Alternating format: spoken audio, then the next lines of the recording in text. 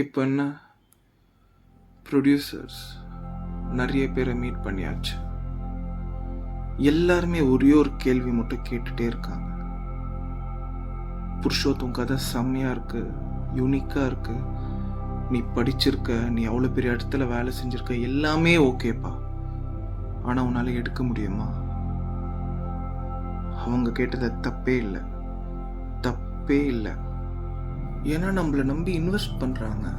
நம்ம மேலே நம்பிக்கை வச்சு, இந்த கதை மேலே நம்பிக்கை வச்சு காசு போடும்போது நம்ம அந்த நம்பிக்கையை காப்பாற்றணும்.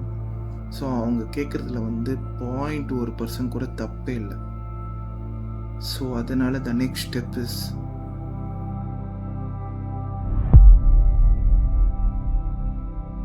ரொம்ப லேட்டாக தான் ஒரு விஷயம் ரியலைஸ் பண்ணேன். ரொம்ப ரொம்ப முக்கியம். இது சினிமான்னு இல்லை, எல்லா ஒரு ஃபீல்டுக்கும் டிசிப்ளின் அண்ட் ஃபோக்கஸ். நம்ம சக்ஸஸ்க்கு ஒரு ஃபஸ்ட்டு பேசிக்கான ஒரு விஷயம். ஃபஸ்ட்டு எனக்கு ரொம்ப கஷ்டமாக தான் இருந்தது, அப்புறம் போ பழகிட்டேன். ரொம்ப ரொம்ப முக்கியம்.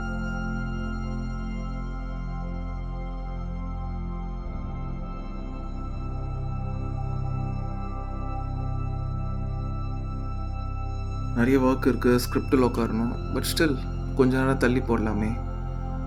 ஏன்னா இன்னைக்கு படம் ரிலீஸு, ஜாலியாக என்ஜாய் பண்ண போகிறோம். ஸோ இன்னைக்கு பார்க்க போகிற படம் லப்பர் பந்து. நான் என்னோட ஏடி இவரு எல்லாரும் பார்க்க வந்திருக்கோம். ஸோ எப்படின்னா இந்த சினிமா தேட்டருக்கு வருதுன்றது அதோட படம். தேட்டர்னாலே வேறு எல்லா வேலையும் விட்டு வந்துடுவோம். இன்னைக்கு ஸ்கிரிப்ட் உட்காந்து பண்ணணும் பரவாயில்ல, பட் இதுதான் இங்கே வந்தாலே அது வேறு எமோஷன். ஸோ லப்பர் பந்து பார்க்க போகிறோம். Let's enjoy.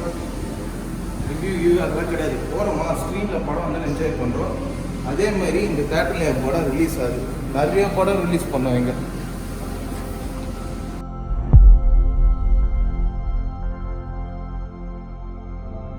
ரிவ்யூலாம் சொல்லுங்க. எனக்கு படம் பிடிச்சிருக்குது, அவ்வளோதான். இது ஒரு ரைட்டிங்கில் ஒரு இன்ஸ்பிரேஷனாக எனக்கு எடுத்துருக்கு.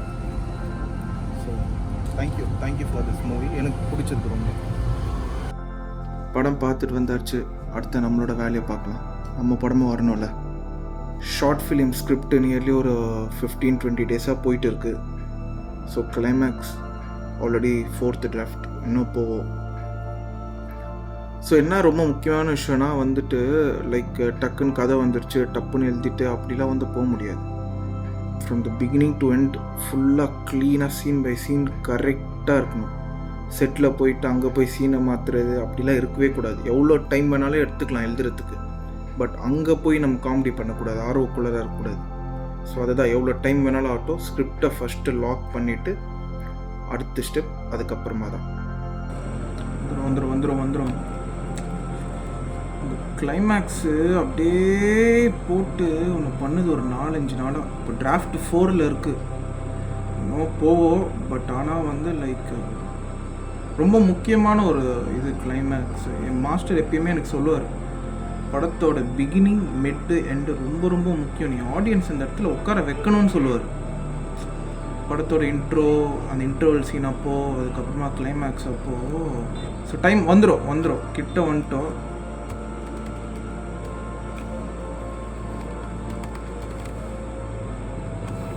வந்துடுச்சு ஃபோனு. நல்லா போகும்போது தான் கூப்பிடுவானுங்க. சொல்டா.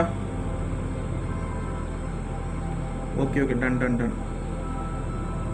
எல்லாரும் வராங்களா? சூப்பர், ஓகேடா, நான் வந்துடுறேன். Okay bye.